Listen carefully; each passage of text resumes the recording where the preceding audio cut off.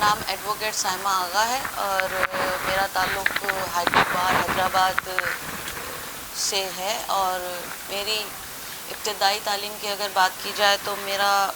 جو تعلیم کا سفر ہے وہ نوابشاہ سے شروع ہوا تھا، اور میرا نیٹو پلیس بھی جو ہے وہ نوابشاہ ہے، اور اس حساب سے میری جو گریجویشن کی تک جتنی بھی میری تعلیم ہے وہ میری نوابشاہ سے ہے۔ پھر اس کے بعد میں نے آئی ٹی کیا، اور وہ بھی زیبس سے میں نے نوابشاہ سے کیا 2004 میں۔ اس کے بعد میں نے میری 5 سال میری نادرا میں جاب رہی ہے ایز اے ڈسٹریبیوشن آفیسر، اور 5 سال کے بعد پھر شادی ہو گئی۔ شادی کے بعد پھر میرا نیٹو پلیس جو ہے وہ ہو گیا شکارپور، میں چلی گئی وہاں پر، اور آغا فیملی میں شادی ہونے کے بعد تقریباً 5 سال کے بعد جب میں نے دوبارہ اپنے آپ کو کہا کہ مجھے دوبارہ سے تعلیم اسٹارٹ کرنی چاہیے، تو پھر میں نے LLB میں ایڈمیشن لیا سکھر میں۔ میرا جو LLB ہے اور جو میری گریجویشن ہے لاء میں، وہ میں نے سکھر سے کی ہوئی ہے، اور جو کہ ایفیلیٹڈ تھی یونیورسٹی آف سندھ سے۔ اس کے بعد جب میں کمپلیٹ کرنے کے بعد جب میں حیدرآباد میں آئی تو حیدرآباد سے میں نے اپنی پریکٹس کا سفر شروع کیا۔ یہاں سے پہلے ڈسٹرکٹ بار ایسوسی ایشن کی ممبر رہی، اب میں ہائی کورٹ بار ایسوسی ایشن کی ممبر ہوں، اور میرے تقریباً 3 سے 4 اپیلیں ہیں جو رپورٹ ہو چکی ہیں، جس میں 2 مرڈر اپیل ہیں، اور ایک اس میں جو ہے وہ نارکوٹکس کی اپیل ہے، جو بہت اچھے ریمارکس کے ساتھ میری رپورٹر میں PLD میں اور YLR میں رپورٹڈ ہیں کیس میرے۔ اس کے بعد جو میرا پلیٹ فارم یہاں پر جب میں نے شروع کیا تو سوشلزم کو وہ میرا ایک پیشن تھا کہ وکالت کے ساتھ ساتھ اگر وکیل سوشل نہ ہو تو اس کا وکالت کا جو ایک سفر ہے وہ آگے چل نہیں سکتا۔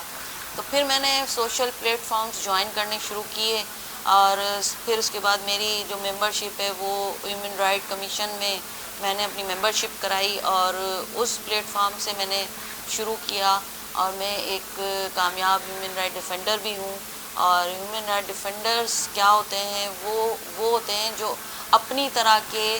جو لوگ ہیں جو سوسائٹی میں نکل کر کام کر رہے ہوتے ہیں، جو مختلف اداروں کے ساتھ مل کے کام کر رہے ہوتے ہیں، جو خواتین ہماری ٹیچنگ میں ہیں، جو جہاں پر بھی پبلک پلیس پہ جو خواتین کام کر رہی ہیں گھروں سے نکل کر، انہیں ہم ڈیفینڈ کرتے ہیں۔ وہ ہمارے لیے ڈیفینڈرز ہی کہلاتی ہیں، کیونکہ وہ اپنے آپ کو خطرے میں ڈال کے باہر نکلتی ہیں اور مختلف جگہوں پر کام کرتی ہیں، تو ان کے ساتھ ہراسمنٹ بھی ہو سکتی ہے، ان کے ساتھ مختلف قسم کے واقعات بھی ہو سکتے ہیں جو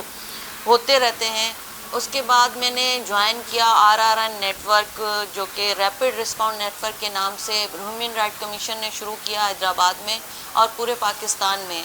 تو حیدرآباد سٹی سے انہوں نے مجھے چوز کیا اور میں نے اس نیٹ ورک کو جوائن کیا۔ پھر اس کے بعد میں نے جوائن کیا یہاں پر IYC کا نیٹ ورک جوائن کیا، جو کہ انوویٹو یوتھ آف چینج کا ایک نیٹ ورک ہے، جہاں پر میں ایز اے لیگل ڈائریکٹر ان کے ساتھ کام کر رہی ہوں۔ پھر اس کے بعد جو ہے میرا ڈومیسٹک وائلنس پر کافی کام رہا ہے، مختلف NGOز اور مختلف اداروں کے ساتھ مل کر کام کرنا، یہ مجھے اچھا بھی لگا اور میرے پروفیشن کے لیے بھی ضروری تھا۔ اور میں سمجھتی ہوں کہ میرے جیسی جتنی بھی خواتین ہیں جو بھی اس طریقے سے باہر نکل رہی ہیں اور کام کر رہی ہیں، ان کو یہ چیز کرنی چاہیے، سوشلزم کو جوائن کرنا بہت ضروری ہے۔ اب ڈومیسٹک وائلنس کی اگر بات کر لیتے ہیں تو گھریلو تشدد جب ہمارے گھروں میں شروع ہوتا ہے تو ان میں صرف لیڈیز ہی نہیں آتی، ان میں عورتیں بھی آ جاتی ہیں، ان میں بچے بھی آ جاتے ہیں، اس میں مرد بھی آ جاتے ہیں، اس میں ہمارے جو گھروں میں کام کر رہے ہوتے ہیں وہ ملازمین بھی آ جاتے ہیں۔ تو گھریلو تشدد تو سب کے ساتھ ہو سکتا ہے، لیکن وہ کس نوعیت کا ہے، اس کے لیے کون سے لاز رکھے گئے ہیں، اس کے لیے کیا پلیٹ فارم ہے، کہاں ان کی رپورٹس ہو سکتی ہیں، وہ ایک چیز ہے جو لوگوں میں اویئرنیس کم ہے۔ ہمیں چاہیے کہ ہمیں لوگوں کو اویئرنیس دینی چاہیے، انہیں ایجوکیٹ کرنا چاہیے کہ کس طریقے سے ڈومیسٹک وائلنس کو ٹیکل کرنا ہے، کہ کس طریقے سے آپ ڈومیسٹک وائلنس کو ختم کر سکتے ہیں۔ کیونکہ میں دیکھ رہی ہوں اس وقت جو ہماری سراؤنڈنگ میں حیدرآباد میں جتنے بھی واقعات ہوئے ہیں آپ اٹھائیں، ابھی ریسنٹلی آپ واقعات دیکھیں، ٹنڈو جام میں ایک گھریلو تشدد کا واقعہ ہوا ہے جس میں ہسبینڈ نے اپنی وائف کو جو ہے وہ آگ لگا کے مار دیا ہے. یہ کتنا بروٹلی ایک اٹیک ہے ایک عورت کے لیے، ایک گھر کے لیے اس کے بچوں پہ کیا اثر ہوگا. وہ بچہ جو اپنی ماں کو بچانے کے لیے آگے لپکا تھا، 2 دن پہلے اس کی بھی ڈیتھ ہو گئی ہے. بہت ہی دکھ کا مقام ہے. پھر اس کے بعد آپ دیکھیں کہ اور اس کے علاوہ آپ دیکھیں کہ لطیف آباد میں جو ٹرانسفارمر بلاسٹ ہوا اس میں کتنی جانیں چلی گئیں، کتنے لوگوں کے گھر اجڑ گئے، کتنے بچے اس میں یتیم ہو گئے. میں یہ سمجھتی ہوں کہ ہم سب کی ذمہ داری ہے، ہم سب اداروں کی ذمہ داری ہے، وابڈا کی ذمہ داری ہے کہ ہم اپنی ذمہ داریوں کو صحیح طریقے سے ہینڈل کریں، ان کو صحیح طریقے سے یہ دیکھیں کہ کہاں ہمارے اندر گیپس آ رہے ہیں، کہاں یہ ہائپ کریٹس ہو رہی ہیں. ان ہائپس کو ختم کرنا ہے، ان ہائپس کو دیکھنا ہے کہ کس طریقے سے آپ یہ چیزیں ختم کر سکتے ہیں. ڈومیسٹک وائلنس کا جہاں تک سوال ہے وہاں پر پورٹلز بنے ہوئے ہیں اور 15 پر آپ اسی ٹائم کال کر سکتے ہیں، وہاں سے آپ کو ہیلپ مل سکتی ہے. پھر اس کے بعد WDD کا ایک ادارہ ہے جہاں پر آپ کمپلینس کر سکتی ہیں، عورتیں کمپلین کر سکتی ہیں. اس کے علاوہ شہباز بلڈنگ میں وومن پروٹیکشن سیل پورا بنایا ہوا ہے عورتوں کے لیے، جہاں پر آپ فیل فری ہو کر وہاں پر جا کر اپنی کمپلین فائل کر سکتی ہیں اور بہت اچھے طریقے سے وہاں پر کمپلینس کو دیکھا بھی جاتا ہے اور ہینڈل بھی کیا جاتا ہے. WDD کا ادارہ بھی جو اسٹیٹس آف وومن کا ہے وہ بھی ایک گورنمنٹ کا ادارہ ہے، لیکن وہ بہت اچھا کام کر رہا ہے. اگر آپ ٹائملی اپنے آپ کو بچاتے ہوئے، اپنی جان کو بچاتے ہوئے، یہ نہ سوچتے ہوئے کہ لوگ کیا کہیں گے، اگر آپ نے کمپلین کر دی تو لوگ کیا کہیں گے. دیکھیں لوگوں نے کچھ نہیں کہنا ہوتا، سب چیزیں آپ نے دیکھنی ہوتی ہیں اور آپ نے کرنا ہوتا ہے. اگر آپ لوگوں کو دیکھیں گی کہ اگر میں نے کمپلین کر دی تو کیسے ہوگا، کیا ہوگا، تو لوگ کچھ نہیں کریں گے، لیکن آپ اپنی زندگی سے، اپنی جان سے ہاتھ دھو کر بیٹھ جائیں گی. اس لیے آپ جو ہے وہ کمپلین کریں اور کوشش کریں کہ اس کو فردر آگے تک دیکھتی جائیں. اس کے لیے ہمارے پاس وومن پروٹیکشن ایکٹ ہے جو 2016 میں اور 2013 میں آیا تھا، لیکن اس کی امپلیمنٹیشن بالکل بھی ہمارے یہاں پر ہے نہیں. ابھی بھی جتنے بھی واقعات ہوئے ہیں ان میں جو ہے وہ ڈومیسٹک وائلنس کا جو بھی سیکشن ہے وہ نہیں لگائے گئے ہیں، جو کہ پولیس کا کام ہے. اگر وہ دیکھ رہے ہیں اپنی انویسٹیگیشن میں ڈومیسٹک وائلنس ہوا ہے تو ان کو ڈومیسٹک وائلنس کے سیکشن اس میں شامل کرنے چاہیے، نہ کہ کسی ایک طرف ہو کر کسی کی طرفداری کرنی چاہیے. یہ دیکھنا چاہیے کہ کس کے گھر کے اندر کیا ہوا ہے اور اس کے جو میجر جو پارٹس ہیں، جو کرائم سین کے جو ایویڈنس ہیں، ان کو دیکھتے ہوئے آپ کو یہ سیکشنز اس میں لگانے چاہیے. سیکشن 4 سے لے کے سیکشن 12 تک وومن پروٹیکشن ایکٹ کا جو سیکشن 4 سے لے کے 12 تک جتنے بھی ہیں اس میں ساری آپ کو ایک طریقہ کار بتایا گیا ہے کہ کیسے آپ نے کمپلین فائل کرنی ہے، کیسے آپ نے آگے جانا ہے، کیسے اپلیکیشن دینی ہے اور کس طریقے سے آپ نے اپیل کرنی ہے. دیکھیں جب ہم کمپلین فائل کرتے ہیں ڈومیسٹک وائلنس کی تو وہ تھوڑا لوور ہمارا وہ ہے کہ مجسٹریٹ لیول پر ہم اس کو کرتے ہیں. وہاں سے اگر آپ کی ایگریو پارٹی ہے، آپ اور کسی کے بھی حق میں کوئی فیصلہ آ جاتا ہے تو اس کا فائنل فورم اپیل کا ہے ایڈیشنل کورٹ. جب آپ ایڈیشنل کورٹ سے میں جا کر اپیل کرتے ہیں تو اپیل کے بعد یہ چیز فائنل ہو جاتی ہے اور پھر آپ اس کو چیلنج نہیں کر سکتے کسی اور کورٹ میں. تو اس چیز کا خیال رکھیں کہ ڈومیسٹک وائلنس کے جتنے بھی کیسز ہیں آپ کے پاس پروویژن ہے، آپ کا PPC پاکستان پینل کوڈ اس میں انوالو ہو جاتا ہے. آپ وہاں پر بھی آپ کو پروویژنس دیے گئے ہیں. اگر ڈومیسٹک وائلنس آپ کے ساتھ ہوا ہے تو پاکستان پینل کوڈ کے تحت 332 سے لے کے 337 تک جتنے بھی سیکشن ہیں ان کو ریڈ آؤٹ کریں، ان کو پڑھیں، اس میں دیکھیں جس سیکشن میں آپ کا ڈومیسٹک وائلنس کا جو ایکٹ ہے، جو نوعیت ہے اس تشدد کی، تو آپ اس کو اس میں فال کر کے آپ کمپلین فائل کر سکتی ہیں، آپ FIR کٹا سکتی ہیں. آپ یہ دیکھیں آپ کے پاس پروویژن کتنے ہیں. قانون نے بہت ساری آسانیاں آپ کو دی ہیں جو آپ اویل کر سکتی ہیں. لیکن ہمارے یہاں کی عورتیں اور رورل ایریاز کی جو عورتیں ہیں وہ اس چیز کو دیکھتی نہیں ہیں. قانون نے بہت آسانیاں دی ہیں, آپ کمپلین فائل کر سکتی ہیں, اس کو ٹیکل کر سکتی ہیں. سب سے بڑا ایک پاکستان پینل کوڈ کا سیکشن ہے 354A. میں سمجھتی ہوں کہ 354A اور 354 اس میں جو کیسز فعال ہوتے ہیں وہ ہے کہ آپ کے ساتھ کسی نے اگر غیر اخلاقی حرکات کی ہیں, کوئی بلا پسلا کے آپ کو لے گیا ہے, آپ کو ہاتھ لگایا ہے یا ٹچ کیا ہے, تو اس میں ڈائریکٹ آپ کو جو ہے وہ ڈیتھ پینلٹی ہے. لیکن کیا ہوتا ہے جب 354 ہم کسی کے اوپر لگاتے ہیں یا کسی کیس میں لگاتے ہیں تو ہمارے جو معززین شہر ہوتے ہیں, جو معززین علاقہ ہوتے ہیں, پھر وہ ان کی حمایت میں آ کر کھڑے ہو جاتے ہیں اور پھر پولیس کو مجبور کرتے ہیں, پریشرائز کرتے ہیں. ایک طرف سے پولیس جب پریشرائز ہوگی تو آپ مجھے بتائیں کہ 354 جو ہم لگائیں گے تو وہ تو باتوں میں کمپرومائز میں ہی ختم ہو جاتا ہے, پھر 354 کا فائدہ کیا. پھر اس پر ایک سیکشن ہے ڈومیسٹک وائلنس میں جو کہ PPC کے اندر جو آ رہا ہے, اس میں ہے 300 ایک سیکشن ہے 375 جو کہ ریپ کا سیکشن ہے. اس میں PPC میں اس کی پنشمنٹ ہے لائف امپریزمنٹ, اس کی پنشمنٹ ہے. اس میں ڈیتھ پینلٹی بھی ہو سکتی ہے اور 10 سال سے 25 سال تک اس کی پنشمنٹ آپ کو مل سکتی ہے. اور 496 ہے جس میں آپ کی غیر اخلاقی حرکات آ گئیں اور جو بھی چیزیں ہیں آپ کی, پھر اس میں بھی آپ کو جو ہے وہ لائف امپریزمنٹ آ سکتی ہے. پھر 354 میں عورتوں کے ساتھ ان کی ماڈسٹی پہ, ان کی حرمت پہ اگر کوئی ایسا سوال اٹھاتے ہیں تو اس میں آپ کو ڈائریکٹ ڈیتھ پینلٹی اگر وہ پروو ہو جائے تو. اس کے بعد 509 PPC ہے جس میں پبلک پلیس پر اگر ہراسمنٹ ہے آپ کے ساتھ, اگر آپ پبلک پلیس پر کھڑی ہیں یا کہیں آ رہی ہیں, کہیں جا رہی ہیں یا کام کر رہی ہیں یا آپ کسی ڈپارٹمنٹ میں کام کر رہی ہیں, تو آپ دیکھیں کہ اس میں بھی وومن پروٹیکشن ایکٹ آپ کو جو ہے وہ پروٹیکٹ کر رہا ہے. تو اس پروٹیکشن میں اگر وہ اس سیکشن کی وجہ سے آپ کو پروٹیکشن بھی مل سکتی ہے, وہ آپ کو پروٹیکٹ بھی کرتا ہے سیکشن, تو آپ اس سیکشن کے تحت آگے کورٹ میں جا سکتی ہیں. لیکن ہماری بڑی بدقسمتی یہ ہے کہ خواتین آگے تک کیس کو لے کر نہیں جاتی. اور وہ کیوں نہیں لے کر جاتی, بات وہیں آ کر رک جاتی ہے کہ کہیں گھر کے پریشرز ہوتے ہیں,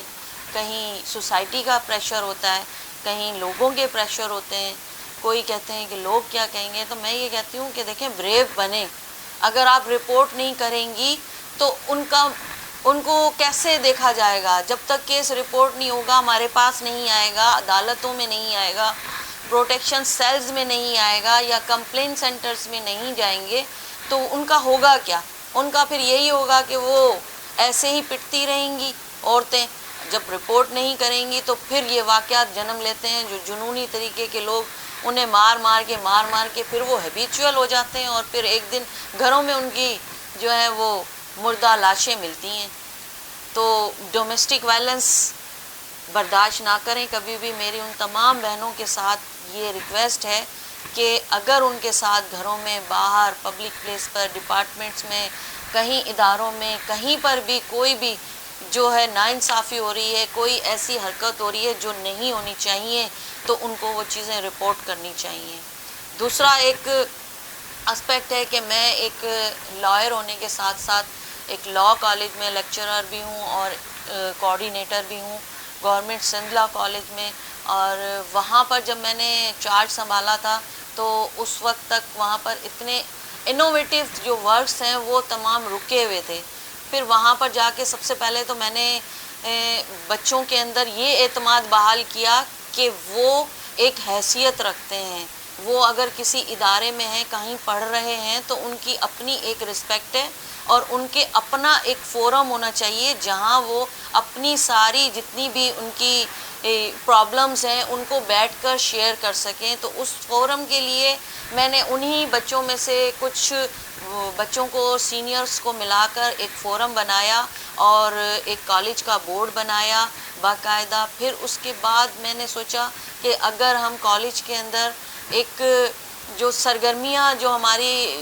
کیریکولر ایکٹیویٹیز ہیں وہ تھوڑی کم تھیں, ان کو بڑھانے کے لیے جب میں باہر اپنے بچوں کے ساتھ جاتی تھی موڈ کورٹ کمپٹیشنز میں تو میں ان لوگوں کو دیکھتی تھی. جب نیشنل لیول پر میں گئی تو مجھے لگا کہ شاید ہم لوگ کافی پیچھے ہیں اس حساب سے کہ اگر ہم اتنے بڑے شہر میں رہتے ہیں لیکن ہمارے پاس بچوں کو پریکٹیکلی ایکٹیویٹیز دینے کے لیے کوئی بھی چیز ایسی نہیں ہے جو ہم انہیں انگیج رکھ سکیں. تو انہیں انگیج رکھنے کے لیے اب میں نے اپنے کالج میں ہی ایک موڈ کورٹ روم بنایا ہے جہاں پر ہم انہیں پریکٹیکلی جو ہے وہ جیسے کورٹ میں کیا ایتھکس ہوتی ہیں, کیا ان کے جو ہے مورلز ہوتے ہیں, کیسے ان کو ریپریزنٹ کرنا ہے, کیسے ان کو اپنے کیس کو آگے اس میں ریپریزنٹ کرنا ہے کورٹ میں. تو یہ سب چیزیں اب ہم اپنے کورٹ میں اور کورٹ روم میں اور کالج میں ہی بچوں کو جو ہے وہ تربیت دیں گے اور وہ کوشش کریں گے کہ وہ اچھا وکیل بن کے ہی ہمارے کالج سے نکلیں اور جا کر سینئرز کو تنگ نہ کریں کہ ان کے جونیئرز بن جائیں اور 3-3 4-4 سال ان کے جونیئرز رہ کر پھر وہ کچھ سیکھیں. میری کوشش پوری یہی ہے کہ میں اپنے اسٹوڈنٹس کو اپنے کالج سے ہی ایک اچھا وکیل بنا کر نکلوں, کیونکہ یہ ایک نرسریز ہے نا ہمارے پاس. یہاں سے ہم ایک نرسریز کے طور پہ جو ایڈوکیٹس ہیں وہ پروڈیوس کر رہے ہیں کورٹ کو. یہاں پر کتنے ہی جو ہیں وہ میجسٹریٹ بن جائیں گے, کتنے ہی جو ہیں وہ ججز بن جائیں گے, کچھ وکیل بن جائیں گے. تو سب کا اپنا اپنا ایک ایم ہے, سب اپنے اپنے ایک انیشیٹو کے ساتھ یہاں پر آئے ہیں. لیکن میری یہ کوشش رہے گی کہ میں وکالت کے شعبے میں بھی اور اپنے اکیڈمک سائٹ پر بھی جو ہے اپنا 100% جو ہے دوں, اور کوشش یہی رہے گی میری کہ میرے بچے, میرے وکیل, میرے شہر کے جتنے بھی لوگ ہیں انہیں میرے ساتھ کوئی ایسی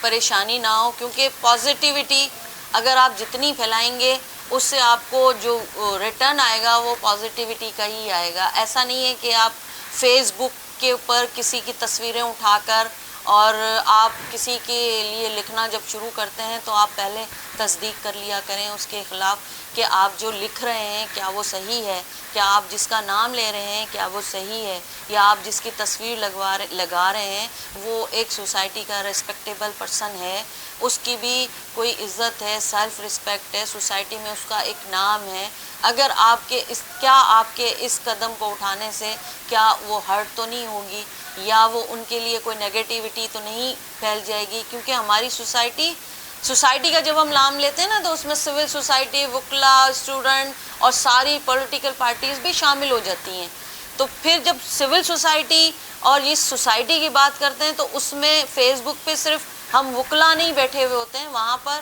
ہم سب لوگ ایک دوسرے کے ساتھ بیٹھے ہوئے ہوتے ہیں اور ہم سب دیکھ رہے ہوتے ہیں. جو پبلک فگرز جو لوگ ہوتے ہیں نا ان کے اوپر سب کی نظر ہوتی ہے. لیکن اگر آپ کسی انوسینٹ لوگوں کو لے کر اٹھا کر اگر ان کی تصویریں لگا کر ان کی تشہیر اور ان کو جو ہے وہ اسیسینیشن ان کی شروع کرتے ہیں تو وہ ایک بہت ہی انتہائی غلط اقدام ہے, جس کی میں پرزور مذمت بھی کروں گی اور منع کروں گی کہ خدارا فیس بک ایک سوشل میڈیا ہے, اس پر ہمیشہ جو بھی رکھیں, جو بھی مواد رکھیں, جو اسٹف رکھیں وہ ہمیشہ جو ہے وہ تصدیق کر کے رکھیں کہ کیا وہ صحیح ہے یا نہیں ہے. کیونکہ کبھی بھی کوئی بھی ہر چیز کے دو رخ ہوتے ہیں, ایک صحیح ہوتا ہے ایک غلط ہوتا ہے. جو غلط ہوتا ہے وہ ہمیشہ جلدی سامنے آ جاتا ہے, لیکن جو صحیح رخ ہوتا ہے وہ آپ کو کچھ ٹائم کے بعد پتہ چلتا ہے. تو میرا یہی سب کے ساتھ ایک میری ریکویسٹ بھی ہے, ایک میرا پیغام بھی ہے کہ ہمیشہ پازیٹیوٹی جو ہے وہ دوسروں کے لیے رکھیں اور معاشرے میں بھی اس کا اچھا اثر پڑے گا, اور پازیٹیوٹی کے ساتھ ہی اپنی لائف کو گزاریں. Thank you so much.